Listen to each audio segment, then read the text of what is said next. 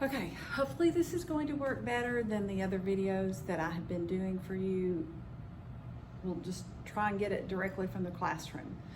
I'm going to go over some of the characteristics of graphing polynomials, and we'll see how far we get with this lesson. So I think this is your, let's see, what page is this?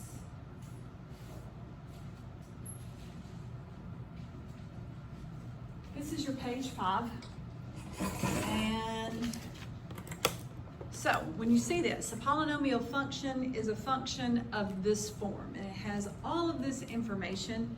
Basically, what this means is we've got a polynomial, and when you recognize it's a polynomial, maybe it's x to the 5th, like f of x equals x to the 5th plus 2x to the 4th plus 3x cubed minus x squared minus 5x plus 1.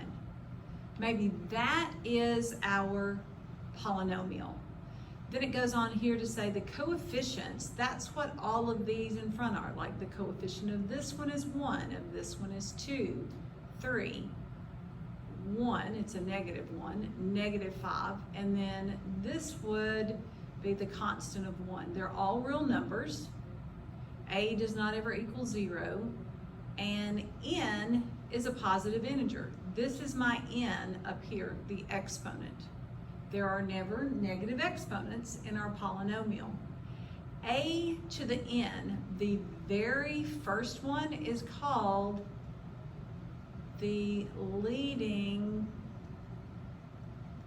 coefficient. So that's how you can fill those two blanks in. It's the leading coefficient.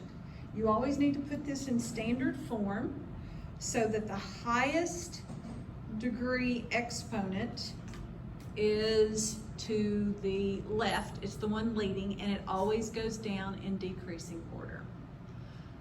Let's look at this next little section right here. So we're going to look at all of these examples. And here's the function. There's 1, 2, 3, 4, 5 different functions. We want to label the degree and the leading coefficient. The degree is always connected to our variable. If this is just a constant, there really is a variable there, and it's x to the 0 power. So the degree of this is 0. The leading coefficient is 4.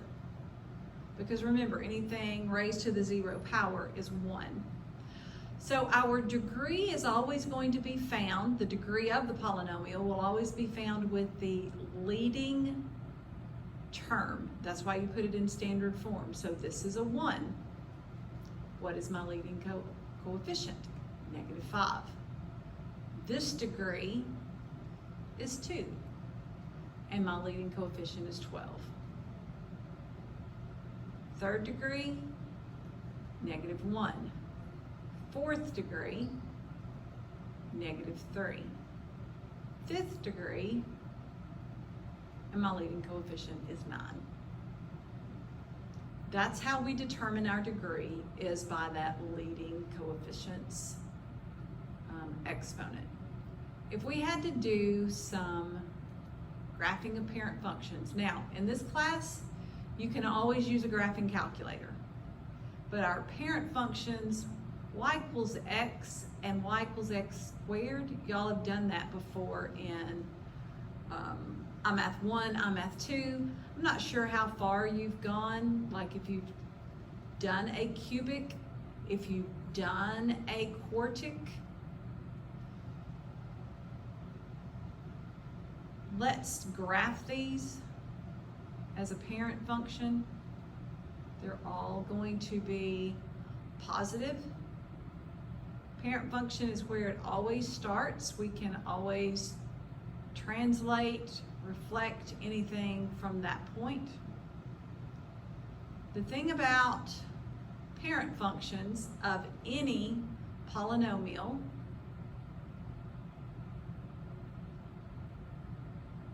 is that they are going to always have 0, 0 in their function. Always. So this is where it crosses the x-axis. This also is where it touches the x-axis. There is only one value for their root at x is equal to 0. Here, this is x cubed. It goes through here. It turns. Remember, there's no turning of a line. With a quadratic, it turns at the vertex point. With a cubic, it goes up to a certain point and then it turns. With a quartic, this looks similar to a quadratic, but all of my zeros are right here. Most quartics we graph will not look like this one at all.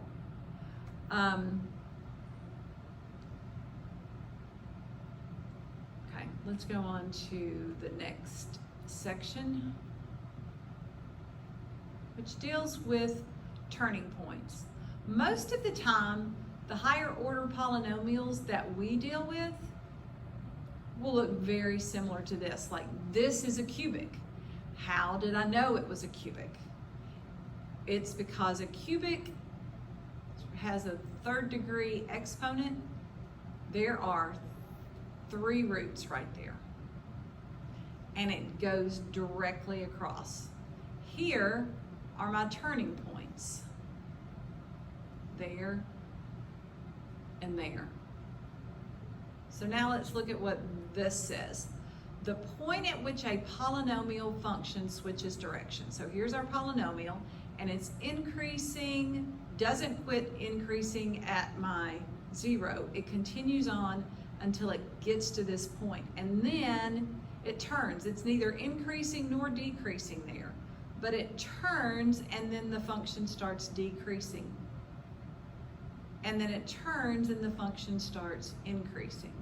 So if the turning point is higher than any nearby point, this is higher than anything else, it's going to be called something, and you're probably thinking of maximum, and it is. But let's look at this odd degree function.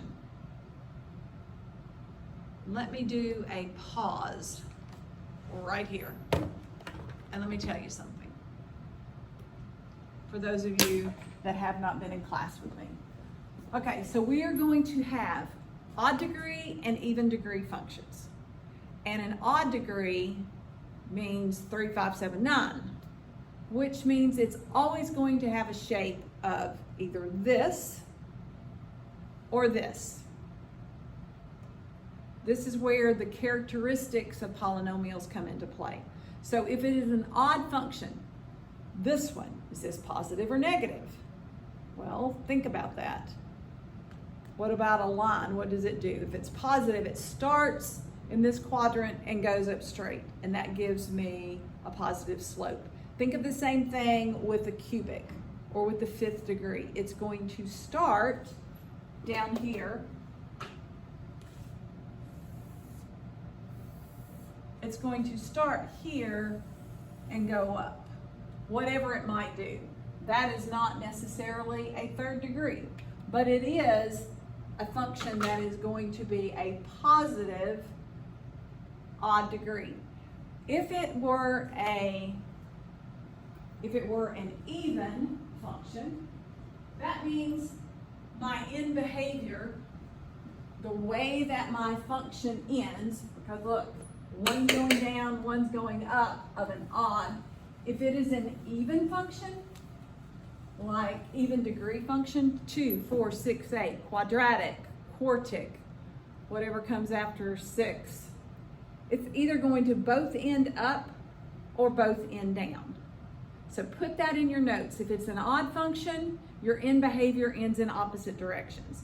If it is an even degree function, your function is going to have an end behavior in the same direction. Just like your quadratic, it's either both concave up or both concave down. Same thing with all the other even functions. All right, so having said that, let's see if we can go back here. All right, so with an odd degree function like this one right here, can you see that this function does not have a minimum because it can go forever in this direction. This does not have a maximum because it can go forever in that direction. But I do have these two turning points, and when I'm looking at just this snapshot of the graph, I have this point, which is higher than the rest of them around it. That is going to be called a relative maximum. No absolute maximum with an odd degree function, only relative. So what would we call a point that's lower? It is a relative minimum.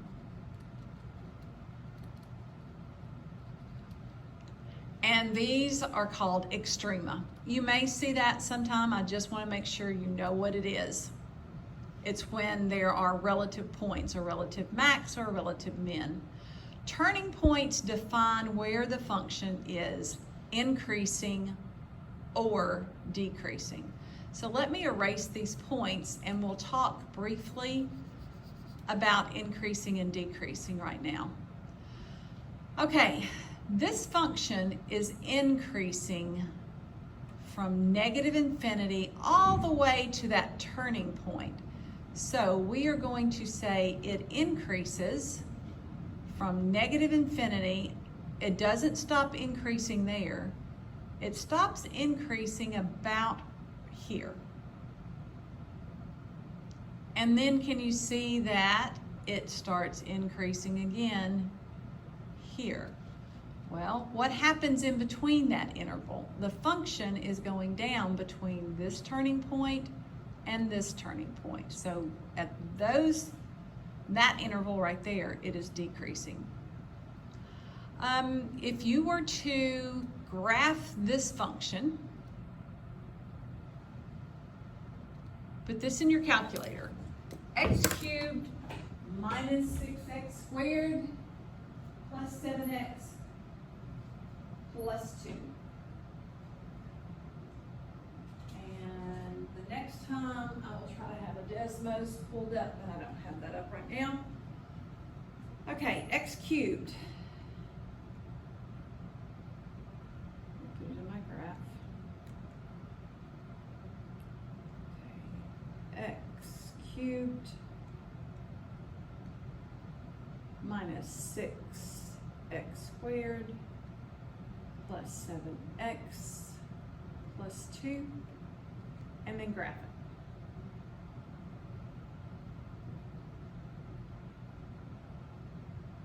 All right. And then you should have gotten something that looks about like that. Now we are going to try and find our relative max and our relative min. So you have to do second trace. And let's see if we can find a minimum in this area. And let me change my window. Hold on a second.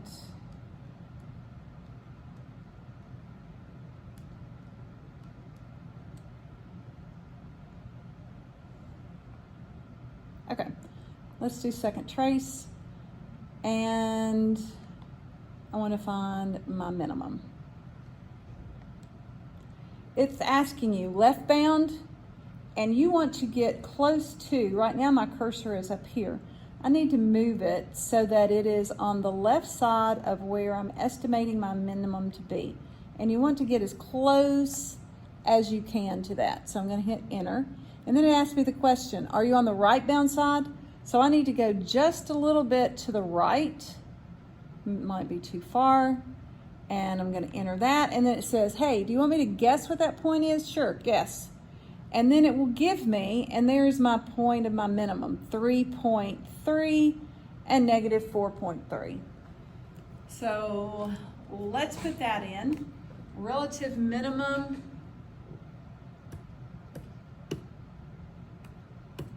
I'm sorry, now I'm going to be blue for a while. Okay, 3.3 and negative 4.3. Find your relative max, doing the same steps we just did.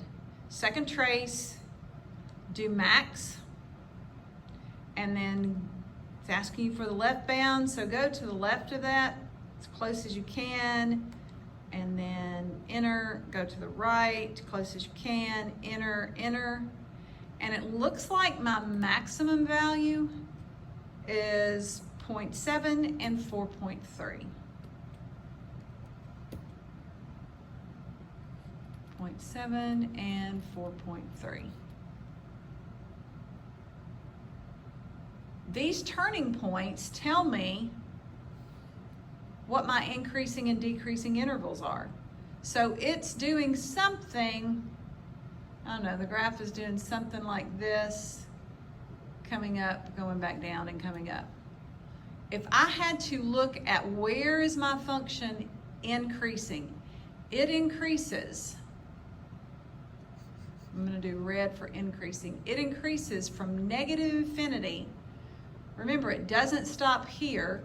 It goes all the way to that turning point, right there. And then it goes all the way from that turning point up. So we have two intervals that are increasing. One is from negative infinity, because that's where we're going. We're coming in and we're inputting our x values from negative infinity forever. Like maybe negative 100, the value, the output's going to be negative 10. And then negative 10, maybe the output's negative, I don't know, 4. Negative 1, it's going to be at 0. And at 1/2, it might be at 0.5. All the way to this. So if this point is 0.7 and 4.3, and this point is 3.3 and negative 4.3, we read these by our x values. So this is going from negative infinity all the way to 0.7.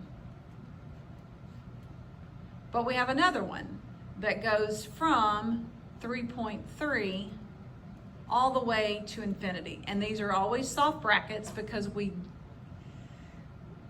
get to that point, but that point is not increasing or decreasing. So we have a soft bracket there.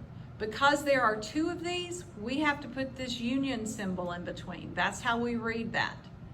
Our decreasing is going to be just one section from here to here, and it decreases from 0.7 to 3.3. Remember, you read your x values to find your increasing and decreasing intervals. So y'all should be able to do these next few problems. Domain and range. Let's talk about that really quickly because y'all are accustomed to saying, you know, all real numbers, whatever. We're going to use interval notation in this iMath 3 class. So your domain of a cubic, I don't know what this cubic looks like, but say it looks something like that. I'm not going to take the time to actually, well, maybe I should. Let's graph this. Might as well get it right when we do it. So graph, negative x cubed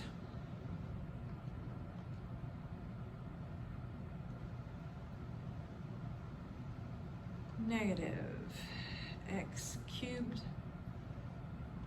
plus 3x squared.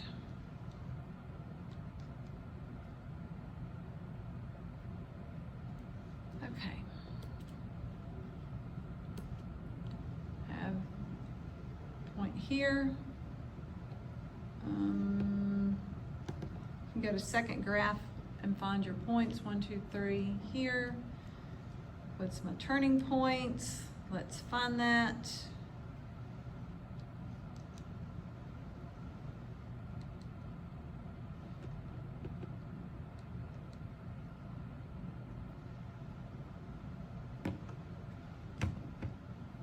Okay, I'm just going to estimate what this graph is doing.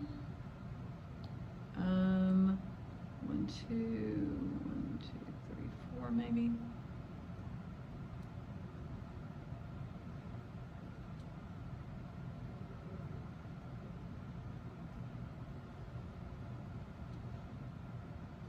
let's see if this makes sense.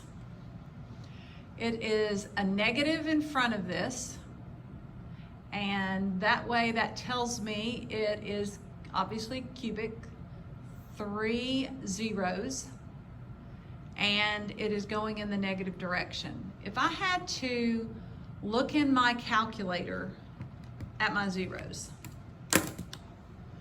so I think you can see that. You see that I have 1 at 3, 0, and I have another at 0, 0, but there are no more. But it's a third degree, and a third degree means I must have 3 of those. So let's factor this.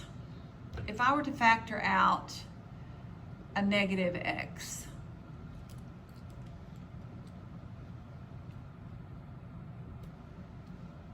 okay, here, negative x, then I will be left with x squared minus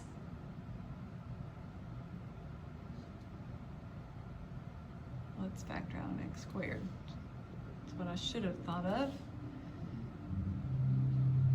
So then I'll be left with x minus 3.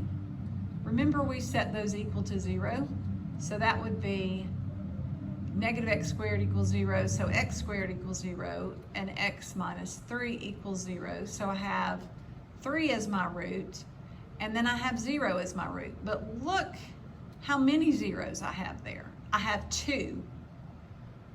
This comes across in a later lesson, but we might as well talk about it right now. When you have, take this in your notes, when you have an even number of occurrences of a root at one location,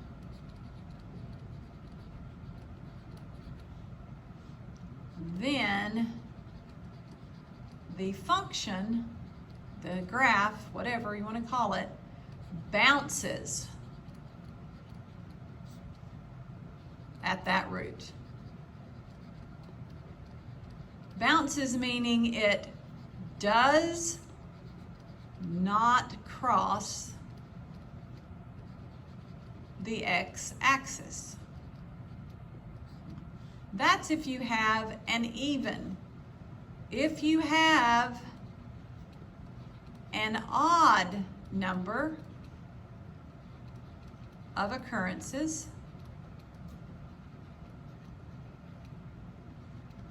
of a root at one location,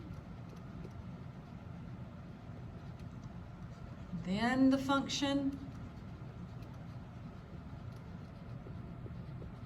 crosses at that root. So it will cross the x-axis there. Then the function crosses the x-axis at that root. This is very, very, very important because just like when I showed you the roots from my table of values, it only showed 1 at x equals 0.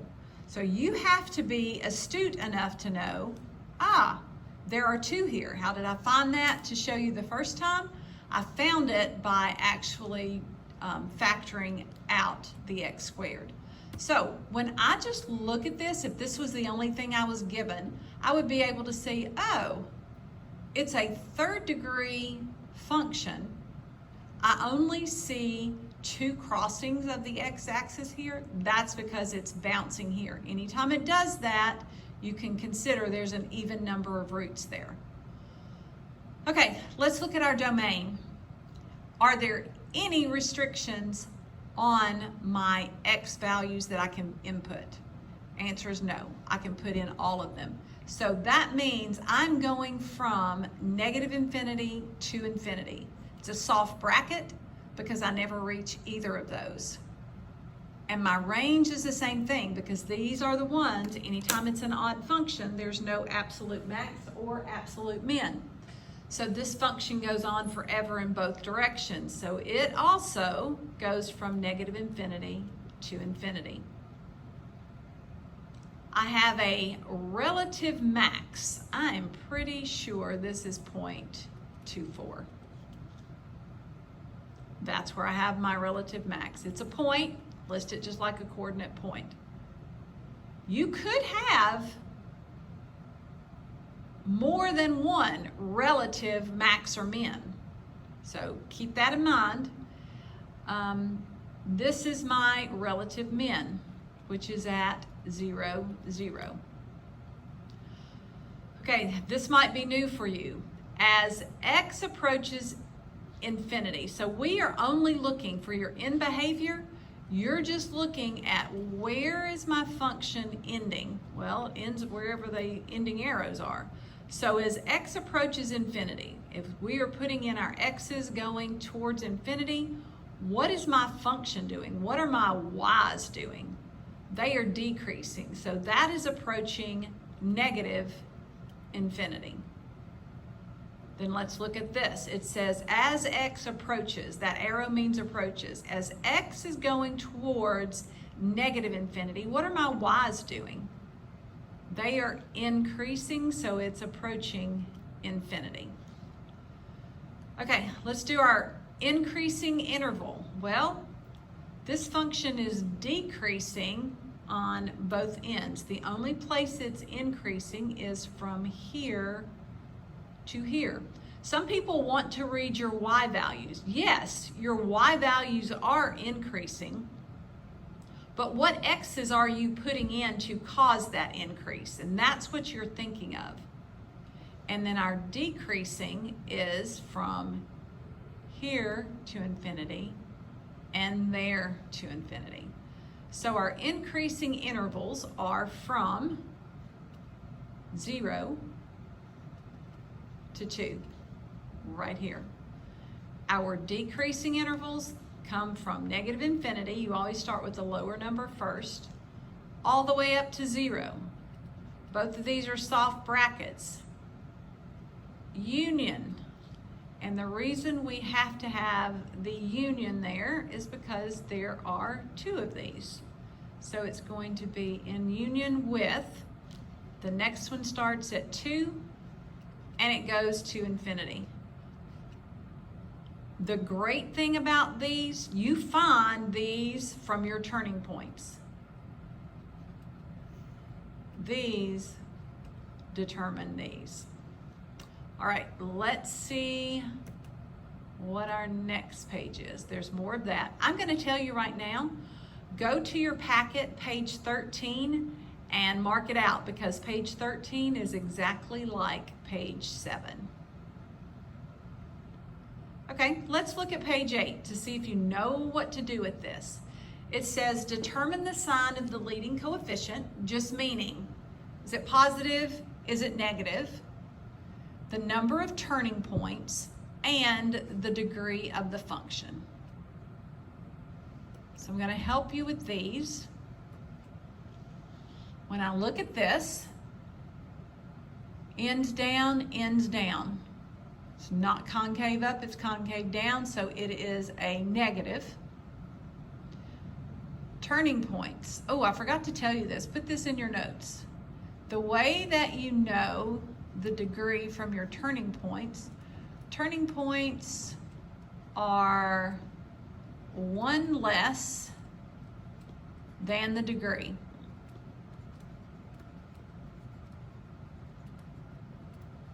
So let's do the inverse of that. The degree of the function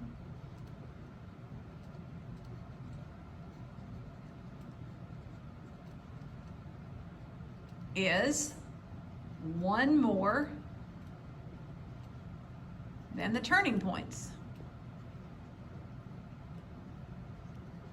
Those are saying the same thing. Okay, so how many turning points do we have? 1, 2, 3. So how many degrees is this function? It's 4. I also see that there happens to be 4 real roots, and they're crossing every time. Crossing, crossing, crossing, crossing. So there's no bouncing. So that is a 4th degree. Let's look at number 6. Starts bottom left, ends upper right. So I know it's an odd degree, and I know it's in a positive slope, so that's going to be positive. Turning points, 1, 2, 3, 4. There are 4 times this function turns and changes directions. So if my turning points are 4, my degree must be 5. That is how we do that. Okay, there's several of these. Let's look at how we manipulate through here. It's saying, use this coordinate graph to sketch a graph with these given characteristics. If the graph is not possible, explain why. So this is a 3rd degree. So remember what that means. That means it's either going to end here, start there and end there, or start here and end at the other direction. So it's a 3rd degree, I know that. It's a negative a value. Okay, that means I'm going to start here and end here. And y'all, the reason that I make these little arrows on here is because when I get so deep into doing this, I sometimes might forget that. So if I have those arrows there from the beginning, I know that's where I have to end and begin. Okay, the y-intercept is at -4. 1, 2, 3, 4. So far, so good. X-intercepts are at -5 and -2 and 1 and 3. What's the problem?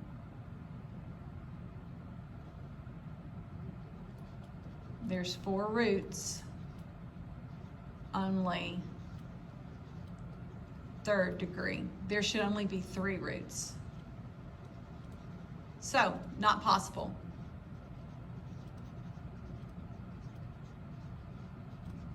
No way to do this so that I end up starting here and ending here. So that's how you are going to do several of those. This is for another lesson. That's for another lesson. This is the page you can mark out. Let's do this, and this will be our last one on this. Multiplicity. Remember when I said it bounces and it crosses? Well, multiplicity in itself means, I'm trying to get, there we go. The number of times a root occurs. Could be 1, it could be 2, it could be 7. This one tells me a function has roots at -1, 2, 3, and 3. So I have a multiplicity of 1, a multiplicity of 2, and a multiplicity of 1, and then a multiplicity of 2. So what is the graph doing at 3, 0? This has a multiplicity of 2.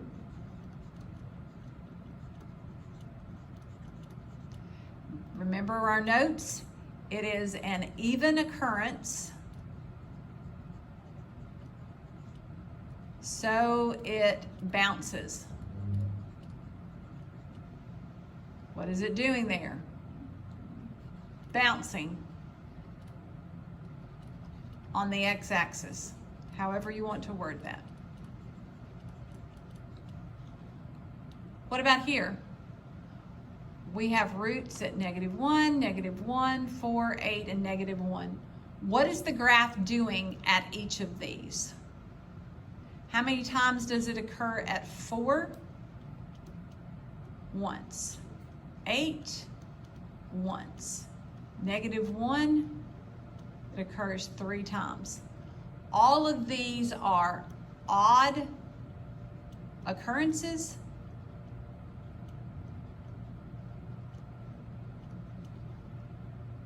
The graph is crossing the x-axis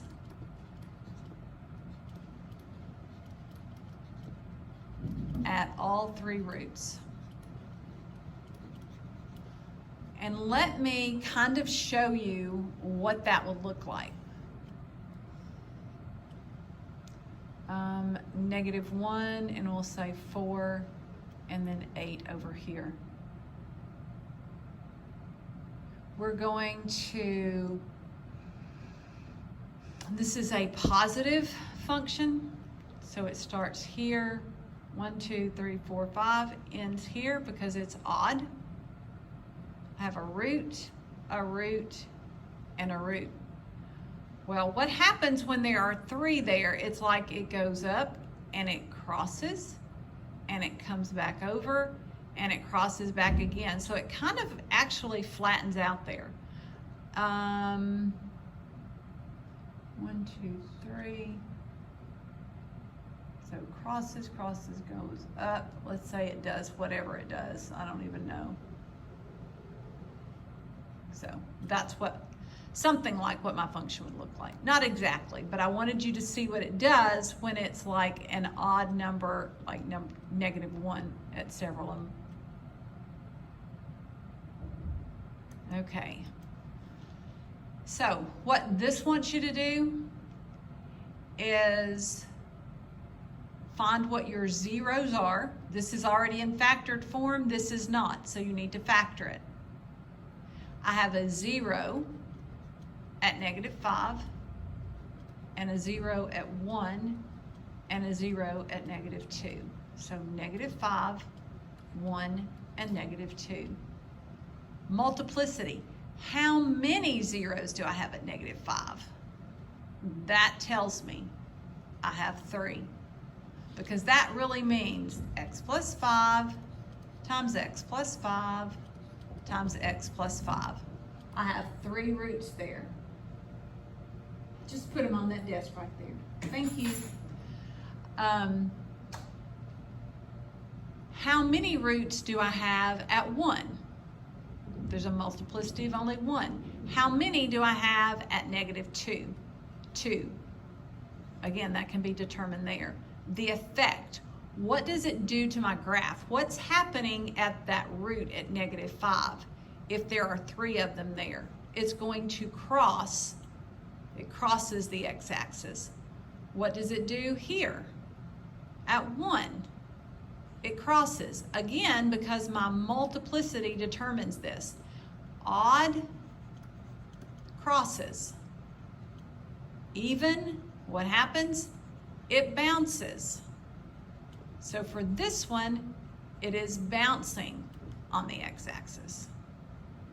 All right, that is plenty of information, and I'm going to try my best and get this uploaded, and then I'll do another lesson after school. Thanks. Look around.